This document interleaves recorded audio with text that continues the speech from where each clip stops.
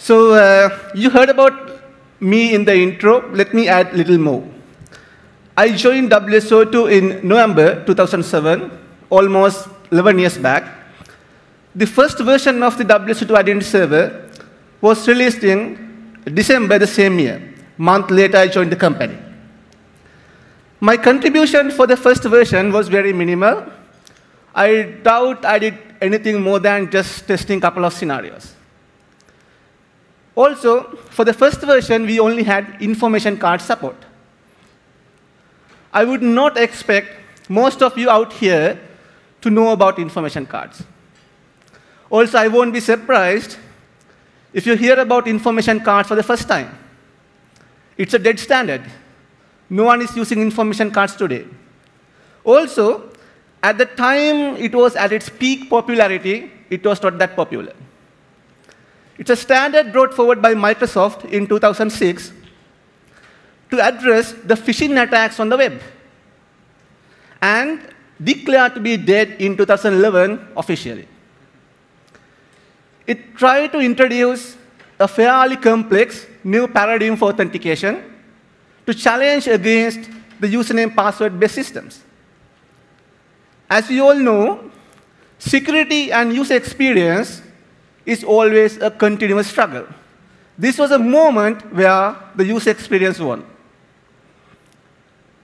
Even though information cards ended up as a failure, the need to find out a better, a robust, reliable way for identification, that never died. It's a little frustrating and also a shame the world has not been able to get rid of passwords for ages now. Everything what we have done ended up in a failure, mostly because none of those things were able to address the end-user requirements, end-user needs. So passwords been there for some time now, and it's becoming something really hard to get rid of. So there's a very simple theory in life. If we cannot get rid of something, then we find something to work with that, right? So that's where the multi-factor authentication comes in. MFA could reduce the account compromise by 99.99%. But sadly, 90% of Google users, they have not enabled two-factor authentication. In Google, they have many options.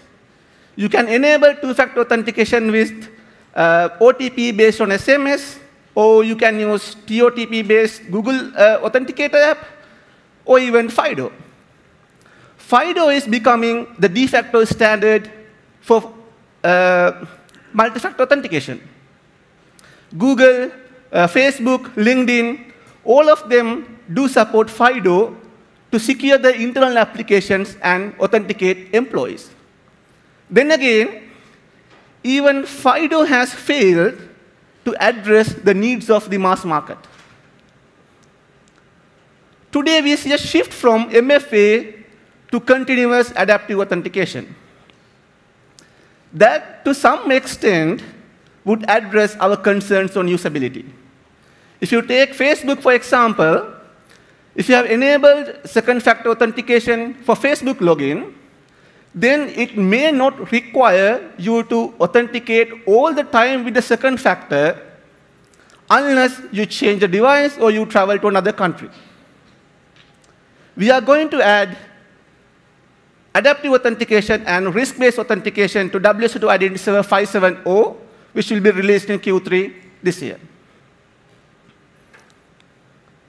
If you go back to information cards, once again, even though it's a dead standard, even though it's no more used, it ended up in a failure, the time it was born, the time period 2005, 2006, it was a time period where we started to see a lot of innovation happening in the internet IAM domain. How was the world look like before 2005? Facebook started in 2004, but it was not available to public till 2006. There was no YouTube, no Instagram, no WhatsApp, no Twitter, not even the Google Calendar. 2005 is an important year in the software-driven economy we see today. It's also the start of the Web 2.0 era, where we started to see a shift from read-only web to read-write web. The businesses started exploring the opportunities to use internet as a platform for a broadened reach. And the consumers, they started using internet as a medium to reach those businesses in a much meaningful, deeper manner. These increased interactions between businesses and consumers over the web demanded identity communities to come up with standards to enable cross-domain communication and identity delegation. They were demanded to build standards. If you look at last decade or so, you might have noticed there's a rapid innovation happening in the identity domain. When I joined WSO2 in 2000, the very first task assigned to me was to add OpenID support to the identity server. OpenID was so popular by that time. We were counting the number of Reliant parties or websites adding support to OpenID. The OpenID-enabled population increased from millions to billions with the support from Google, Yahoo, and many other Reliant parties. Interestingly, the very first WSO2 Identity Server customer used WSO2 Identity Server as an OpenID provider over a 4 million user base in Saudi. OpenID is an awesome standard, awesome invention, but no one is using today it other than Amazon. Having standards, a consensus is important. Standards help you build interoperability between systems. And also, it helps you to build best practices. But then again, standards are not here to stay forever. OpenID Connect replaced OpenID, OAuth 2.0 replaced OAuth 1.0, SCIM replaced SPML. If the community feels supporting or adhering to a standard is an overkill, or that going to block their growth, they'll surely deviate from that. They'll start breaking rules, they'll start building their own rules, and someday, over the time, with the consensus of the community, those new rules will become standards. That's how things evolved in the past, and that's what's going to repeat in the future. The next most vulnerable standard is SACML. SACML is very powerful policy language for fine-grained access control. You can basically do anything with SACML. If you find your fine-grained access control requirements cannot be met with SACML, you relax, take a break, go reread SACML specification and come back. You can do it. SACML is that powerful. But then again, it has its own drawbacks too. That's why we see for some time people are moving away from SACML and build their own policy languages for access control. AWS has its own policy language based on JSON. Then Open Policy Agent, or OPA, is one of the policy language for fine-grained access control on the rise, mostly popular in the microservices domain. And Netflix today uses OPA. Then SAML 2.0. SAML is by far one of the best standards for identity federation. Even after 13 years today, it's fighting to dominate the identity federation domain. But the stats from last few years, what we see is their dominance is going to fade out, and people are moving away from SAML to OpenID Connect. Most of the new applications developed in the last few years are only supporting OpenID Connect. 92% of the 8 billion plus authentication requests Microsoft Azure Active Directory handled in last May were generated by OpenID Connect and OAuth 2.0 enabled applications. Standards are great, and they keep evolving. That's fine. But the role of standards in building the foundation for communication, that is not changing. Ian Glaser from Salesforce, in one of his talks about the TCP/IP movement of identity. TCP/IP was a luxury in early 1980s. If you had an application which supports TCP/IP, you had a competitive advantage over other applications. But today, who cares of TCP/IP? When you buy an application, you don't ask whether that application supports TCP/IP. It's given. You expect all the applications to support TCP/IP. The TCP/IP moment of identity is approaching. We are not there yet, but we'll get there.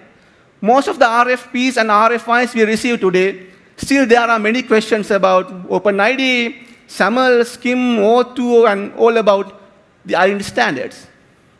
But in the near future, no identity vendor will get any competitive advantage just by supporting open standards. Whatever the IAM product you pick, you can expect that to support open standards. If you look at how businesses grow today, it's mostly through acquisitions, mergers, and partnerships. So there are no more islands. You have to open up your businesses to your customers, partners, and suppliers, and maybe even to your competitors.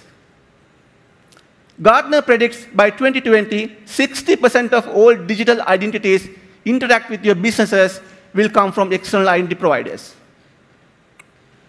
If you live in your own island, in your own comfort zone, maybe with decades-old technology, and with some identity protocols, proprietary identity protocols preached to you by giant vendors who are afraid of losing you, it's you who is going to lose the battle. It's you who is going to lose the growth opportunities. That's why we see a trend today. Most of the large corporations, they are trying to break these barriers, break these silos, and they try to build enterprise-wide identity platforms based on open standards.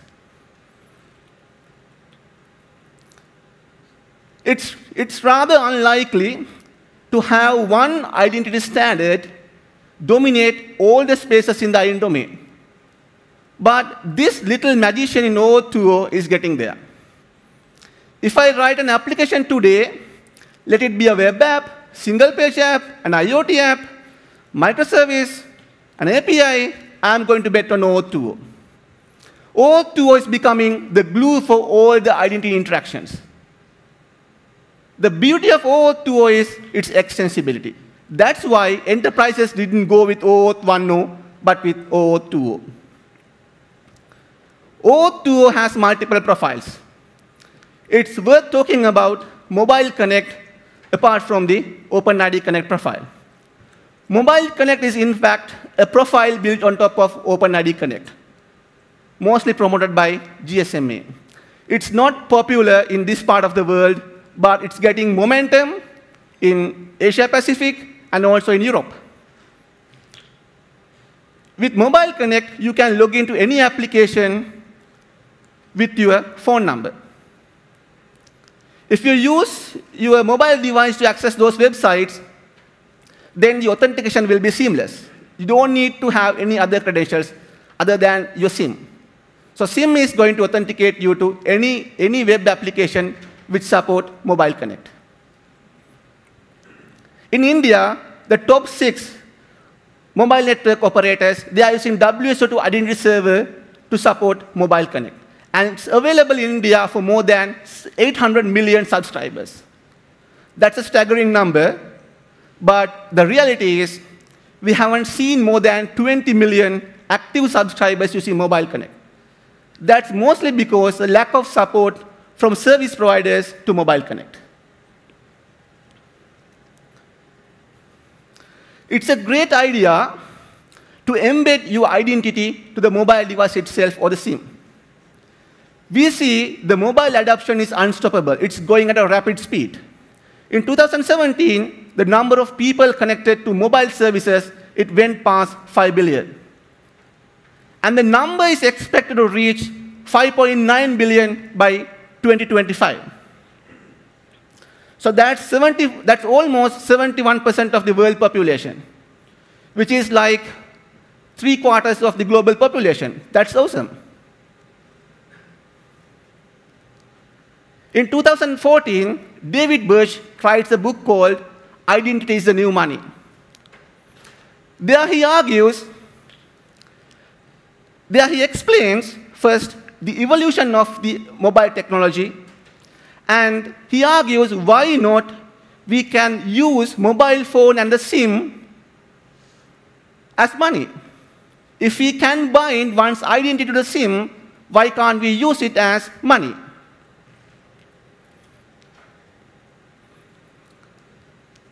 Everyone we know today can be mapped to a 10-digit number. What's it? The phone number. We never call someone's office phone or home phone, right? We just call some person, some particular person. And we expect him to pick the phone and answer. We know exactly who we are calling, and the receiver knows who the caller is, looking at the caller ID. What Mobile Connect does is it binds a given user's identity to the SIM card or the mobile device, and also makes it portable. David Birch's argument to use mobile phone as money being realized by multiple initiatives globally. AADHAAR Pay is one such initiative, which is built on top of AADHAAR. AADHAAR is the digital identity initiative in India, which is also the largest in the world. More than 1.2 billion Indian residents, they have bound their identity to a 12-digit number, which is the AADHAAR number. The AADHAAR program collects name, date of birth, gender, address, and optionally the phone number and the email address. Then those are stored against the corresponding fingerprints and iris patterns. The objective of the AADHAAR program is to build an identity layer, nothing more than that. It doesn't try to solve poverty, it doesn't try to solve hunger, it doesn't try to solve corruption. That's why AADHAAR is very popular and successful. If other services like government services, financial services, or retail services, if they want to build any applications, they can do that consuming the services provided by the AADHAAR layer.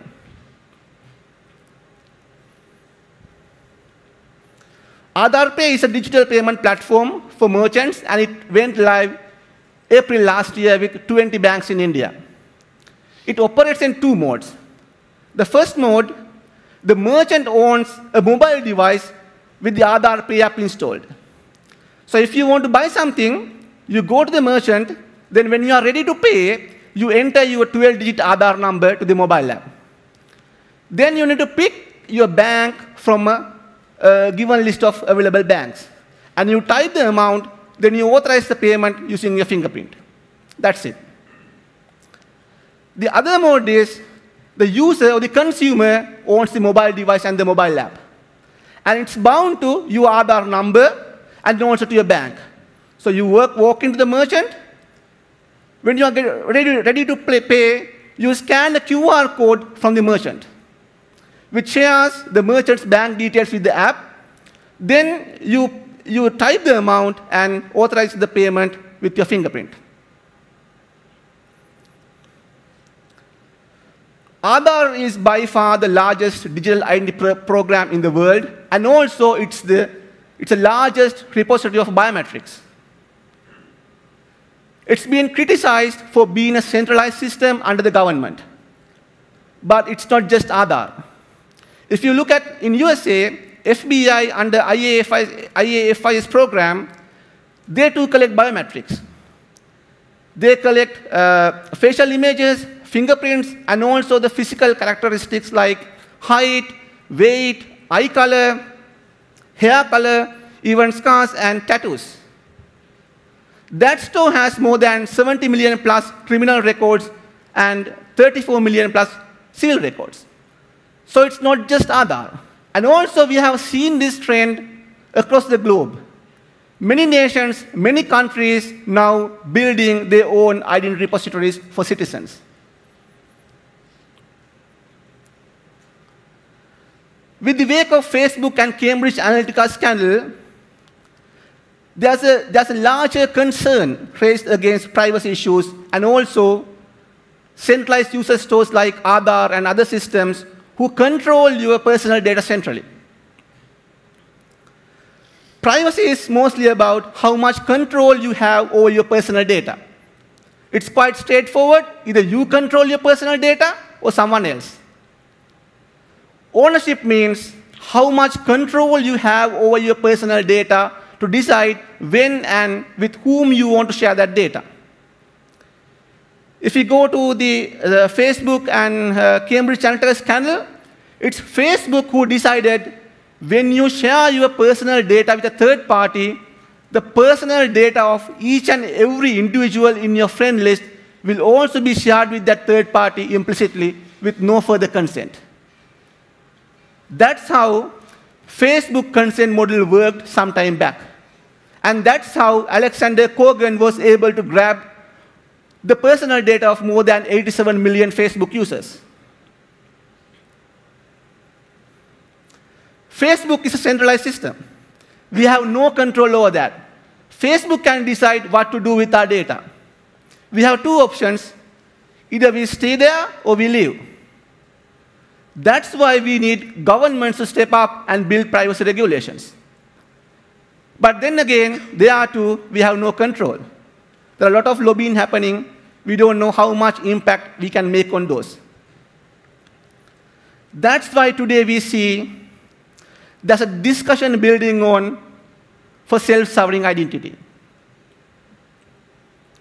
Christopher Allen, who is the author of the SSL specification, and also well known for his work on rebooting Web of Trust Foundation, in one of his papers talks about path to self-sovereign identity in 4 phases. It starts with centralized systems. That's what we see today everywhere. Facebook is a centralized system. Google is a centralized system. AADHAAR is a centralized system. That's what we see everywhere today. Then you make centralized systems look a little better with federated identity. You let your users federate your identity from one place to another place. Microsoft Passport is one of the very first federated identity systems on the web. Even in that case, all your identity data are under the control of Microsoft, but it let you transfer your identity attributes from Microsoft to the connected reliant parties. Facebook do the same today. All your identity attributes are under Facebook, but with OAuth 2, you can federate your identity attributes to the connected service providers. Then came the user-centric identity model. In 2005, Kim Cameron, who is one of the distinguished identity architects at Microsoft, with the help of the community, came up with 7 laws of identity. That laid the foundation for user-centric identity. In the user-centric identity model, user is in the middle of the identity transaction. You have the identity provider, you have the reliant party. Whenever you share any personal data from the IDP to the reliant party, you need to get the consent of the user. That's a push towards self-sovereign identity, but still not what we wanted. We don't have total control. Most of the systems we see today, we cannot find a clear boundaries in those systems by the phases we discussed before. If you take Facebook, Facebook is a centralized system. It also allows you to federate your identity from one place to another place with your consent, right? So what we see today is a combination of all these 3 phases. Facebook, Google, Microsoft, Yahoo, all are centralized systems. These are distributed centralized systems, but not decentralized systems. Any kind of centralized system out there is a honeypot waiting to be attacked. If you run a centralized system today and not being attacked, consider yourself to be lucky. It's a matter of time, so be prepared. Also, the attacks we see today are quite different from what we observed in the past. If you take Cambridge Analytica, so there, the Cambridge Analytica didn't intrude Facebook to get access to 87 million personal data of Facebook users. That's quite different from the story we hear in the Equifax attack. Equifax was actually attacked, and the personal data, including social security numbers of 143 million American residents, were exposed. It's not just these kind of attacks worry us to stay in a centralized system. DNS is the best example. DNS is a centralized, distributed system, governed by ICANN. During the wartime in Iraq and Afghanistan, US government was able to reassign the country TLDs of those two countries. And also, WikiLeaks was blocked in USA after the disclosure of diplomatic cables. China doesn't allow any social networking sites to operate in their country. Any country would take control of DNS whenever they want, whenever they think it should be. In Sri Lanka, Facebook was banned for more than 10 days, a few months back. So what's the impact of relying on a centralized system? What would happen if Facebook is banned? It's not that somebody not being able to share their dining photos or favorite music with the friend list. There are more than 70 million businesses relying on Facebook. They rely on Facebook authentication and other services. If you block Facebook, then all those businesses will go bankrupt. One overnight decision can make a whole devastation, a catastrophe for a larger ecosystem who rely on centralized system. That's the risk we take. Then what's self-sovereign identity? The self-sovereign identity model pushes the control of the identity data to the edge. The owner of the identity data himself is in the control of the data. The identities themselves are in control of the identity data. You can establish a lifetime portable identifier with no central control and which cannot be taken away by anyone. In the self-sovereign identity architecture, we see 6 components. Holder is the owner of the identity data. It's you. So you first generate an identifier, a global unique identifier, which is known as DID or DID, decentralized identifier, and you attach a DID document to your DID, the identifier, and you publish this to public ledger. Public ledger is the blockchain. So it's really hard to talk about identity today without talking about blockchain. So I have to talk about blockchain too. So once you publish your DID to the blockchain, then you can go to the issuer.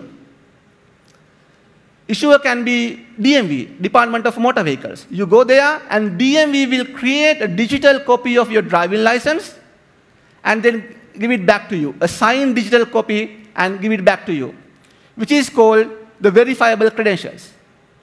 And then you store that verifiable credential in a repository under your control. It can be a wallet application running in your mobile device.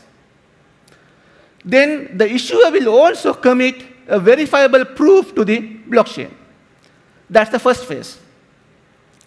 Then in the second phase, the holder goes to the inspector. Inspector can be a bank. So you want to open a bank account, you go to the bank, the inspector. And then you will present your verifiable credentials, which are stored in your wallet application, to the bank, the inspector. The inspector will validate all those credentials and also verify the verifiable proof committed to the blockchain by the issuer. If all goes fine, you can open an account. This is a very high-level overview of self-sovereign identity. And once again, this is an evolving architecture. So we see 3 generations in blockchain. The blockchain 1.0 is about currency. Bitcoin falls under blockchain 1.0. Then the blockchain 2.0 is about contracts. Ethereum falls under blockchain 2.0. Blockchain 3.0 is about applications beyond currency, finance, and markets. All the applications, or most of the applications that we develop to support self-sovereign identity architecture, they fall under generation 3. The sovereign ledger, which is a blockchain implementation under sovereign foundation, it falls under blockchain trio, and it tries to build a global network to support this self-sovereign identity model.